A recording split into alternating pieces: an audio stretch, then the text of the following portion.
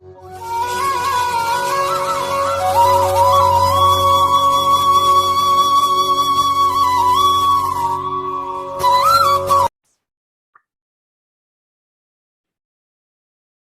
we will discuss about the topic stainless steel. So these steel have a high corrosion resistance and hence do not corrode under the normal environmental conditions. So they are free from strengths. The high corrosion resistance of stainless steel is due to the presence of alloying elements, namely chromium. So when chromium is present, is excess of 13%. A thin film of chromium oxide is formed on the surface that is exposed to air. This film restrict any further oxidation, rust or corrosion of the inner layer of the steel. Chromium in steel also combines with carbon to form a complex chromium carbide. Hence, it needs to be ensured that the amount of chromium in the steel in solid solution form is very above 13%. So other major alloying elements added are molybdenum and nickel.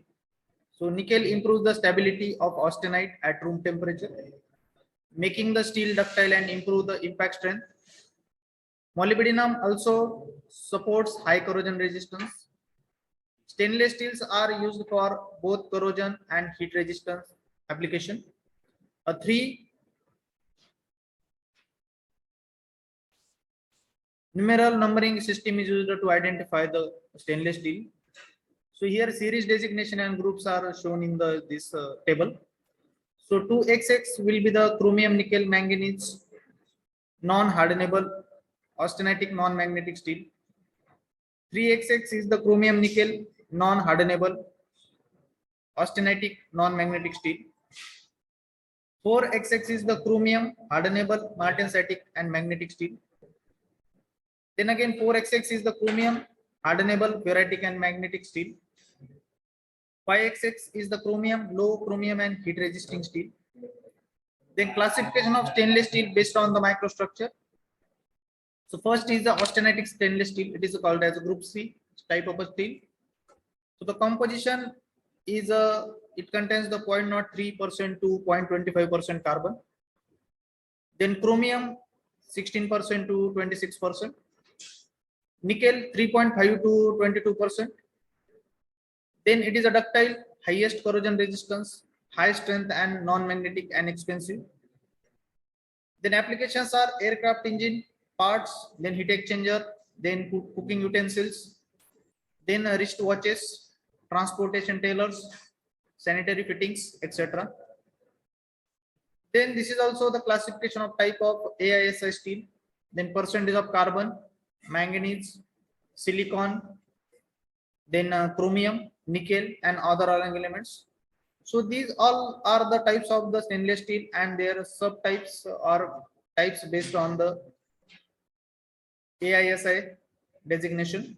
So that will be start from 201 to 348. Carbon percentage varies from 0.115 to 0.08%. Then manganese varies from 2% to 7%. Silicon will be 1% in most of the cases. Then chromium is varies from 19 to 20 to 16%. Nickel is varies from maximum 22% and minimum 3.5%. Another alloying element that is a nitrogen is there. Then sulfur is there, molybdenum is there, titanium is also there. Then second is a ferritic stainless steel. The composition, the carbon content is 0.08% to 0.20%. Chromium is 11 to 27%. Then properties, they are non-hardenable, soft, ductile, corrosion resistance and magnetic. Then combustion chamber are the applications, then lining of petroleum industry, furnace parts, nozzles, gas burner, screw and fittings, then vessels in the chemical industry, etc. Then the classification of stainless steel based on the microstructure. So these are the again series type of as per AISI. So 4052 to 426. Then percentage of carbon varies from 0.8% to 2.2%. And manganese varies from 1% to 2%. Silicon is 1%. Chromium is varies maximum 27 and minimum 13%. Nickel is not present, and other alloying elements just like aluminum, then Se, then nitrogen is also there. The next type of steel is a martensitic group, that is called as a martensitic stainless steel. The composition is 0.15% to 1.2%, and chromium is 11.5 to 18%. So it is hardenable, high strength, toughness, ductile, and magnetic in nature. Then applications are walls, pumps, surgical instruments, razor blades, turbine blades, etc. Then these are the standard steels, that is a martensitic group, starting from 4032 to 440 group. Then different percentage of carbon, manganese, silicon, chromium, and nickel and other elements are shown in the figure. So the carbon varies from 0.15% to 1.1%. Manganese 1 to 2%, and most of the case it will be the 1%. Then silicon for 403 series it will be the 0.5, and remaining all of it will be the 1%. Then chromium varies from minimum 12% and maximum 18%. Then nickel varies from 1 to 2%. Then other alloying elements are also there, that is a sulfur, molybdenum from 0.15 to 0.75%. Then last or next stainless steel is a precipitation hardenable stainless steel. So it contains high content of alloying elements such as molybdenum, then Cb, titanium, aluminum, copper, and nitrogen. Then the properties are it has a high strength, toughness. The applications are aircraft engine, missiles, structural components, etc. The next is the concept of weld decay. So it is the phenomenon of intergranular corrosion observed during the welding. This phenomenon takes place during welding of austenitic stainless steel. If an austenitic stainless steel is heated around 500 to 800 degrees Celsius and allowed to cool slowly, the chromium carbide precipitates out.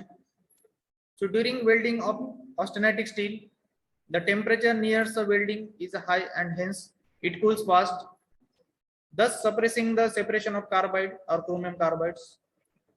But at some distance away from the weld where the temperature is the range of 500 to 800 degrees Celsius, the chromium carbide precipitates occurs. The chromium carbides preferably separate out and the region gets corroded by intergranular corrosion. Weld decay can be avoided by the following techniques, that is use of the fast cooling rates in region away from the weld.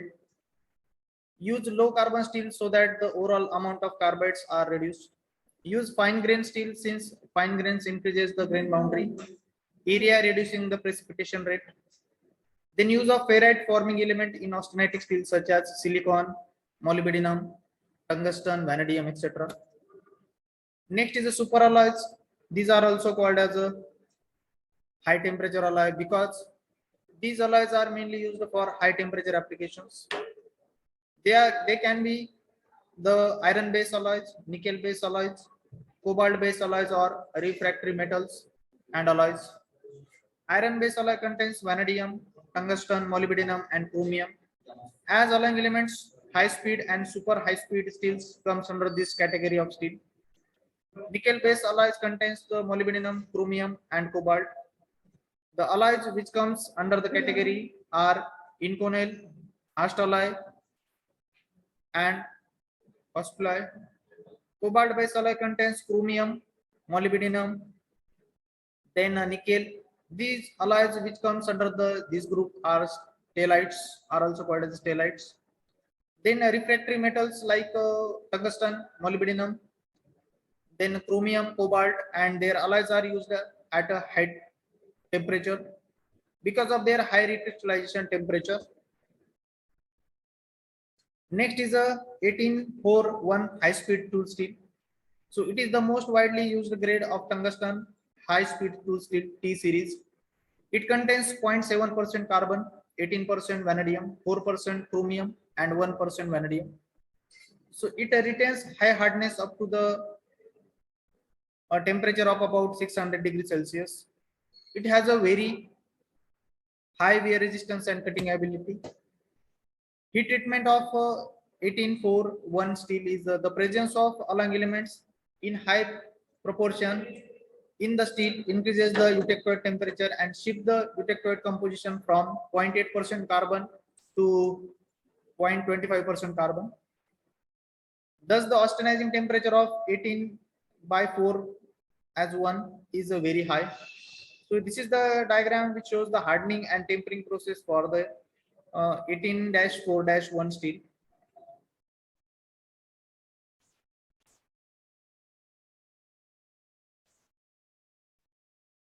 Next is the sensitization, that is the carbide precipitation.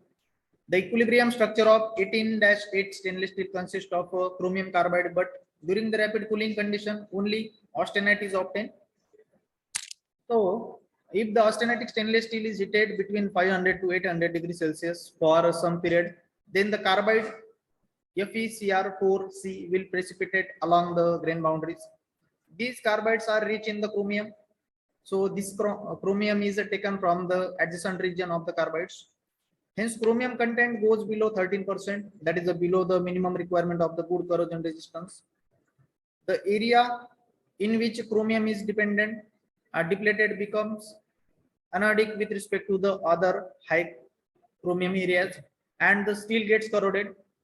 Precipitation of chromium carbide makes the steel sensitive to intergranular corrosion. Hence, the precipitation of carbide along the grain boundary is known as a sensitization. So, the reduction in corrosion resistance due to the carbide precipitation can be eliminated by heating the steel between 1000 to 1100 degrees Celsius and rapid cooling to room temperature. So, this is the diagram shows the sensitization, that is the carbide precipitation. Then specification of the steel. So steel is specified based on the criteria such as the chemical composition, manufacturing method, mechanical properties, heat treatment, etc. The specification method is regional. So every country has its own method of designation of the steel. So the majority of the specifications are based on the chemical composition and mechanical properties. So the Indian standard designation system. So part 1 based on the letter symbol and part 2 based on the numericals. So first is the Fe 200. So the steel with a minimum tensile strength of 200 Newton per mm square, and Fe 225, that is a steel with minimum yield strength 225 Newton per mm square. So the Fe 200K killed steel with a minimum tensile strength of 200 Newton per mm square. So ST42 steel with minimum tensile strength of 42 kg per mm square. Then C20 steel with average carbon of 0.2%.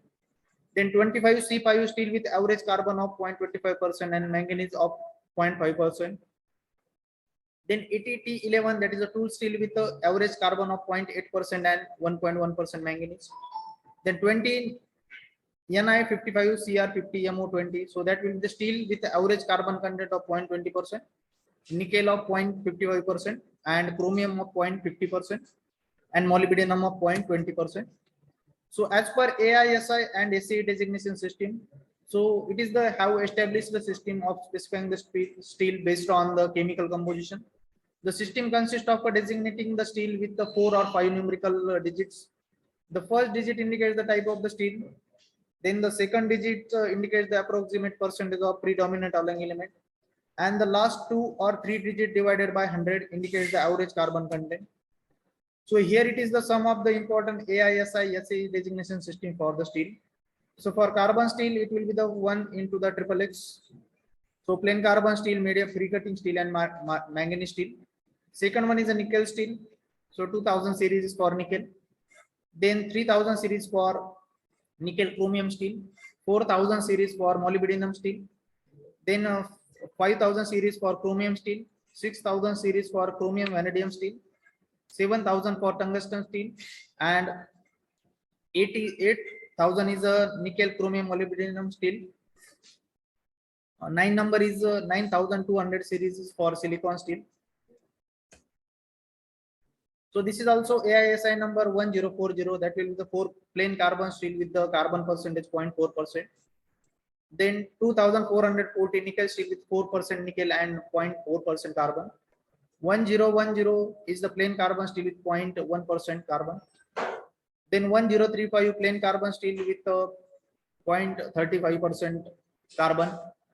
Then 1095 plain carbon steel with 0.95% carbon. Then 1112, that is a free machining steel, that is a 0.12% carbon. 1330, 0.3% carbon, manganese steel carbon with the manganese as a major alloying element. That will be the 0.3% carbon and 3% manganese.